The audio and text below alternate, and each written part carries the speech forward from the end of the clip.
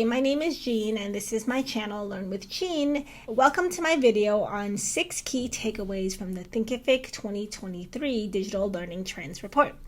In this video, I'm really excited to highlight the 6 key takeaways most relevant to creators trying to grow their businesses today. The reason why I wanted to highlight these 6 key takeaways is that more and more of us are looking to grow our creator businesses or looking to build creator businesses because we have such a passion for teaching, for sharing what we know, and we want to do that in a way that not only supports ourselves, but it supports others and creates a circulating economy. The joys of being a creator business is that you really get the passion and the inspiration and the joy of working for yourself, to be creative, to lead, and to inspire others.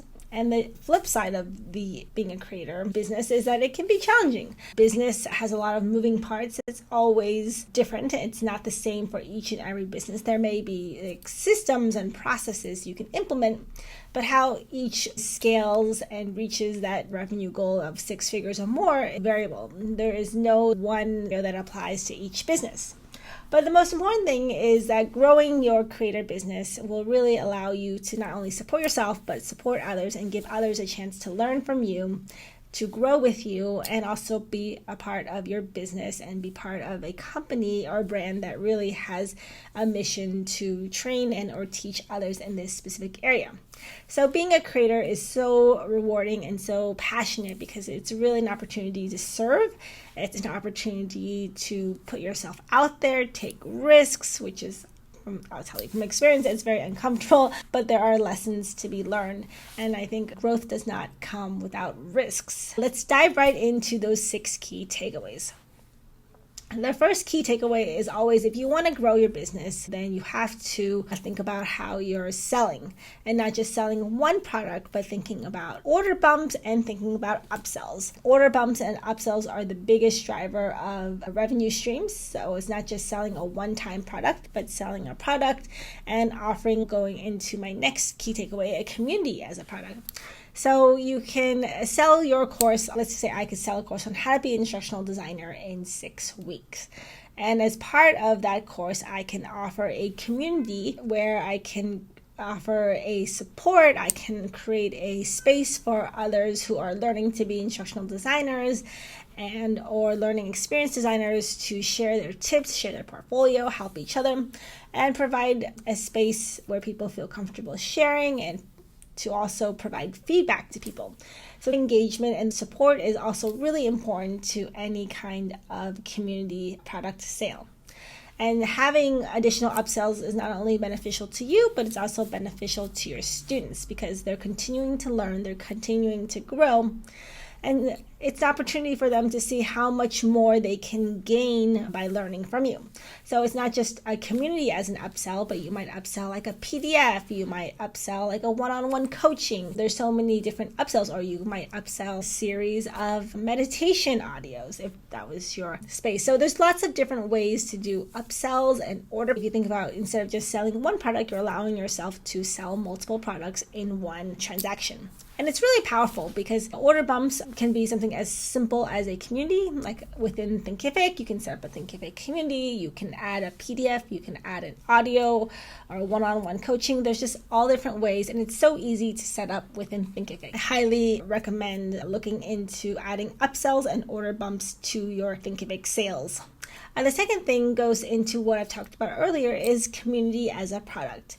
If you may or may not have noticed, communities are becoming more and more popular, and not just in the form of Facebook groups or Slack groups or Discord groups, but communities in general is a great way for people to bond, people to share, and people to engage and build those connections across global lines in a digital way. Community has become the newest product upsell because, one, people don't just want to buy a course, but they also want to buy a community because they want to engage with other students, they want to engage with you as an instructor, and they would like to continue to build and foster and strengthen those connections that they have developed in the course. So if you haven't already considered, I would definitely look into adding communities as a product in your course, because that will only allow you to further create and build connections and strengthen those connections. The third thing that I wanted to highlight, or key takeaway, is email marketing and social media. Nowadays, as we know, social media has evolved so much. It's not just Facebook now, but we have Instagram, we have LinkedIn, and we have TikTok, and so much more. And the key kind of point is that the best way to put yourself out there is through social media and email marketing. Those fundamentals don't change. And it's not about being on every social media platform. It's about being very deliberate about which platforms you're on and reaching the people that you want to speak to on platforms that they're hanging out on. So social media is the great way to start off, to reach people, to get your name out there, to share what you know, and then getting people to opt in and subscribe to your lead magnet or list to hear from you more, to learn from you every day.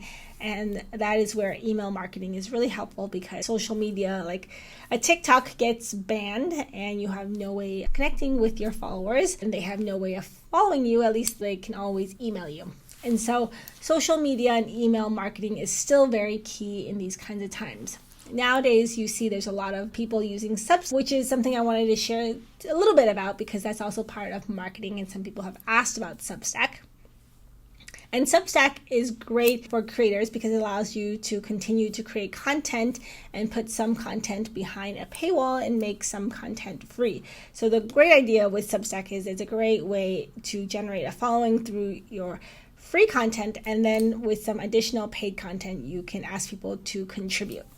Now, the cool thing about Substack is that it really allows you to monetize additional content. It allows you to develop some content that is free and then monetize some premium content. So maybe you write a newsletter on sleep, or you write a newsletter on how to eat, and there are some elements and key tips that you share that are more advanced. So you may want to make those premium content. So that is why you have the benefit of using Substack, so that you can monetize the advanced part of the content. Or you can think about it as you could be a chef, and there are some recipes that you want to offer to the public, and there are some special recipes that are very special and have taken you so long to refine and get the formula, to get the recipe ingredients right, that you want to ask people to chip in and to make a small offering to support your work as a chef who is helping others appreciate food more and more, and the joys of food and the joys of cooking. So those are ways that you might use Substack. The next key takeaway is to, one, move off of platforms that allow you to sell your courses and without having to promote it. So I'm not going to name the names, but as you might know, there are lots of platforms where you can sell your courses, and the platforms will take a cut of it because they're helping you market and sell and run ads. And that is good if you're just starting out, but ideally long-term, you want to move off of any platform that takes a cut so that you can focus on organic marketing and then later on paid marketing to really put yourself out there, put your course out there, and to drive your own sales and take a bigger cut of the revenue. The fifth key takeaway is people's attention span, including mine. I have to make a joke about that because even I notice that myself. It's like I can't even watch a video without putting it on 1.5x or 1.75x, or that's my default now. I don't know if that's just my attention dwindling, but I think it's really funny. As someone who's in this field building courses and teaching these, I notice myself that my attention span is dwindling, that I can only watch a video if I know how long it is. So with that said, attention span is dwindling. That means people want things in more bite-sized nuggets. When you're on social media and you're writing a long-form post, break it up with emojis, break it up with icons. You can look at examples online of how other creators are doing it. But the reason why that is more helpful now, if you're creating long-form posts, is because people like to skim. And when people are skimming, they want to catch and read something that grabs their attention. And so when you're posting content on LinkedIn or Facebook or Instagram, you'll notice that people use a lot of icons and emojis to get your attention, like check mark or smiley face or hashtag, just different kinds of icons that really grab your attention. And so with that said, and because people's attentions are dwindling, it is more important than ever to focus your content on the short form content that is really attention grabbing. So not just breaking up your posts with icons and emojis, but also reels. So reels on Instagram and YouTube Shorts, they're like about 30 seconds to a minute long, to just be those quick hits at people, because people don't want to watch a long video. They just want to get the quick bite-sized nugget and grab their attention and then decide if they want to continue watching. I would highly encourage all of us to with our marketing and social media efforts, to really go into short form video, bite-sized nuggets, 30 seconds to a minute long, that really have the captions, that also have icons, just to mix up, because people don't just want to watch the video and hear the video, but having captions just help hone in and emphasize the point further. And then the last key takeaway of this report is that you want to develop hybrid offerings. And so what that means is, as a business, you don't want to just sell a self-paced course. You can, but what people are gravitating more and more is towards different kinds of experiences. And my favorite example is BNI. BNI is a business networking group, and they used to be primarily in person, but in the last few years, they have shifted to also offering an online networking option. And then now they've expanded that further, now that things have shifted, to offering a hybrid networking option where you can meet once a month in person, and then the rest of the times you meet over Zoom. So if you can use that as an example, that networking has expanded from in-person to digital to hybrid, the same way goes for your business. You want to look at ways to develop not just self-paced courses, but also courses that have some kind of hybrid element, so that some are asynchronous and then some are synchronous, and so that you're balancing the both, and then adding community as a component, as an upsell. Or even selling the same product that's either self-paced, or selling the same product with a community as an option. So those are the 6 key takeaways from the Thinkific 2023 Digital Learning Trends Report. If you have any questions, feedback, or thoughts about what might be helpful for your creator and online learning business, leave a comment below and I'm happy to respond. And I will talk to you soon. Thanks for watching.